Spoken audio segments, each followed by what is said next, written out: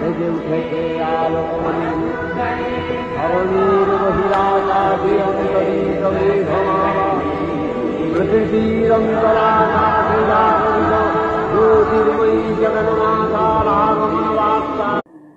আয়ে হায় বলে উমা শোনো গো মা।